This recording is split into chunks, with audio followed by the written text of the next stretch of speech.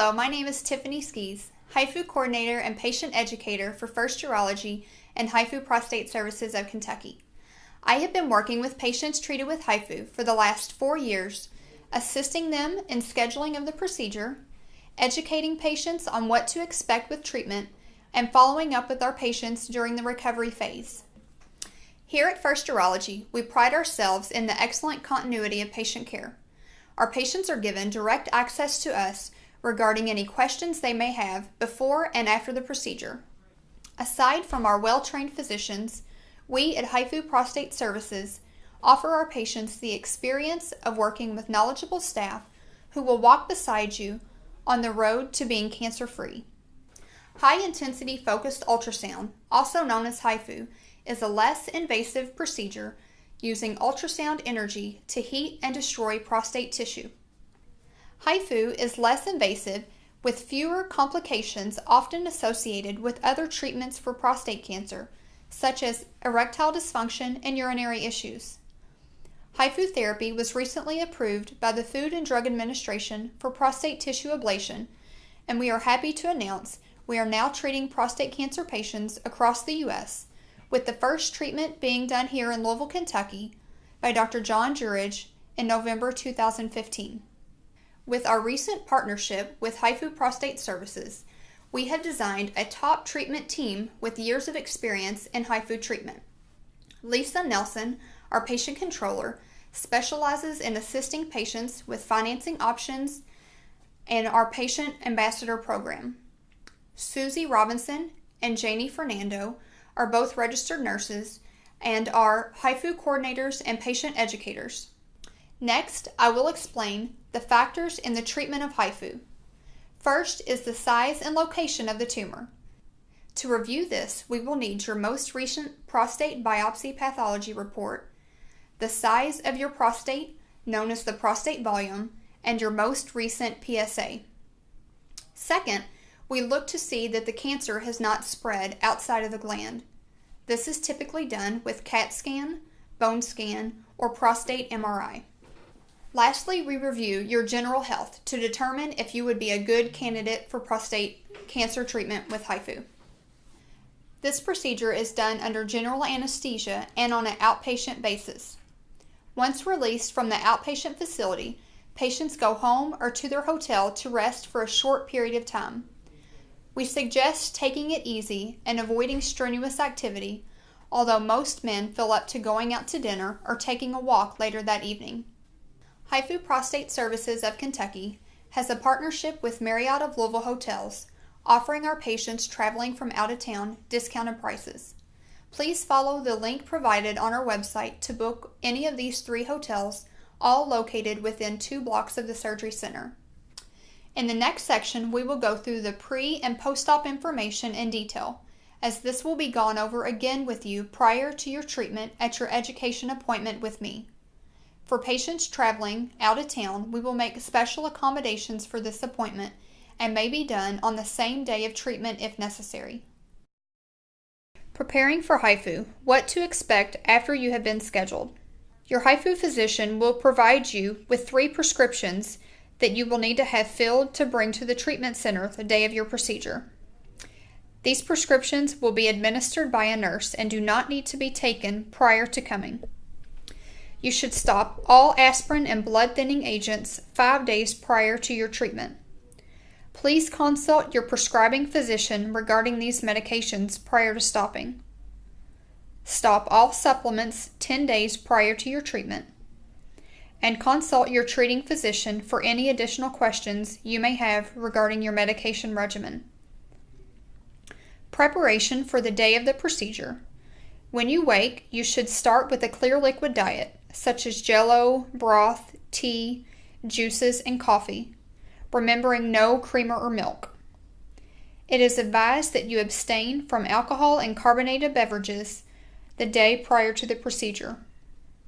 You should have nothing by mouth after midnight. Make sure that you have 2 Fleets enemas for the morning of your procedure.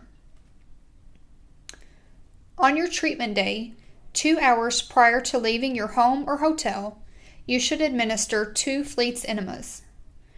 Repeat this process with warm tap water until there is no stool and clear liquid only coming out.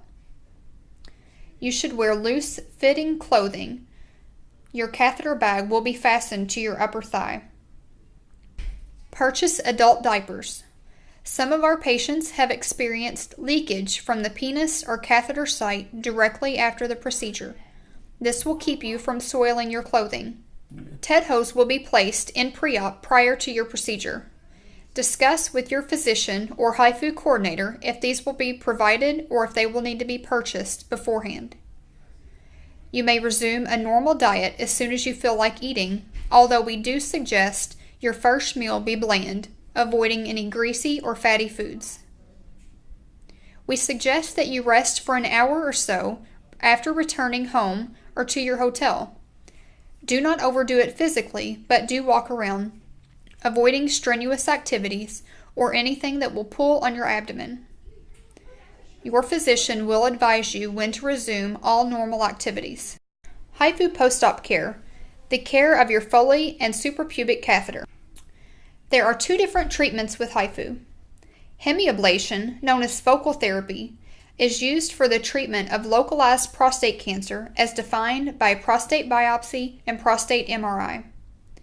This is used for patients wanting to preserve ejaculatory function and patients wishing to avoid the sometimes prolonged recovery of normal urinating that can recur with some whole gland cases.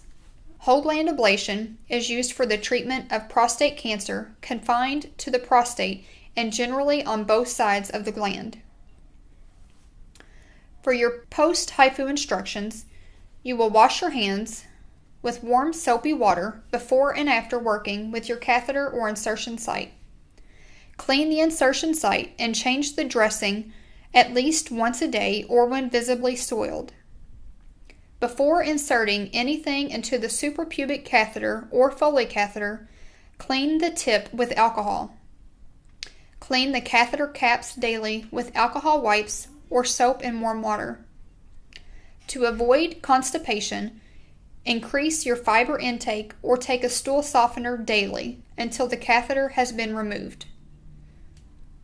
Most importantly, drink 8 to 10 8-ounce glasses of water a day. Sodas and alcohol are fine, but do not count as water intake. Remember to wear your anti-embolic hose during the first 72 hours when not active. You will be provided with 2 urinary drainage bags, a small leg bag when you are up and moving during the day, and a large bag for overnight use. Remember, when using the overnight bag, you must keep the bag lower than the bladder for the catheter to drain. Care of the Foley catheter. Drink plenty of fluids as mentioned before. Take your medications as directed by your treating physician. Make certain that your urine is draining into the drainage bag often. Remember to wash your hands before and after handling your catheter. Ambulate and resume all normal, non-strenuous activities. Empty the urine bag when full. The small leg bag may need to be emptied every 2 to 3 hours when awake, and the large bag should last you through the night. Remember to always keep the drainage bag below the bladder. Speak with your treating HIFU physician regarding the time frame in which to have your Foley catheter removed. Care for the suprapubic catheter. Post-procedure days 1 through 4, you will need to drink plenty of fluids, take your medications as directed by your physician, make certain urine is draining into the drainage bag, change your dressing around the insertion site as necessary. Remember to wash your hands before and after handling your catheter. Ambulate and resume all normal, non-strenuous activities. Empty the urine bag when full. The small leg bag may need to be emptied every 2 to 3 hours, and the large bag should last you through the night. Remember, always keep the drainage bag below the bladder. On day 5, you will start your voiding trial. Please refer to the voiding trial packet in your HIFU education folder. To the right of this page is a sample of correctly tracking your bladder retraining. It is important to keep the catheter hooked up to the drainage bag until day 5 to allow for swelling to decrease for better urinating results. Begin your first voiding trial during the day, keeping the catheter unclamped and connected to the overnight bag while you sleep. Phase 1 of your voiding trial. Empty your drainage bag, close the catheter clamp, and place the plug into the suprapubic catheter. Now, wait until you feel the need to void. Try to empty your bladder by urinating normally into the toilet whenever you feel the urge.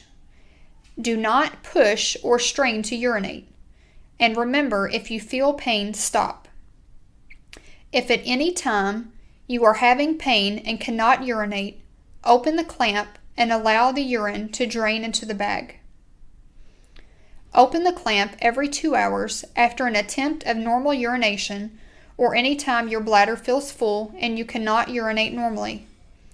You should do this 2 to 3 times a day during this first phase. Once you have completed phase 1, we will move to phase 2, keeping the catheter clamped for extended periods of time, increasing by 3 to 4 hours each time. Continue to measure the residual urine and tracking it in the voiding trial log. Measure the residual urine 2 to 3 times a day and track your voiding trial. Once the residual amount is less than 100 mL or half a cup, decrease the catheter clamp time to 8, then 12 hours.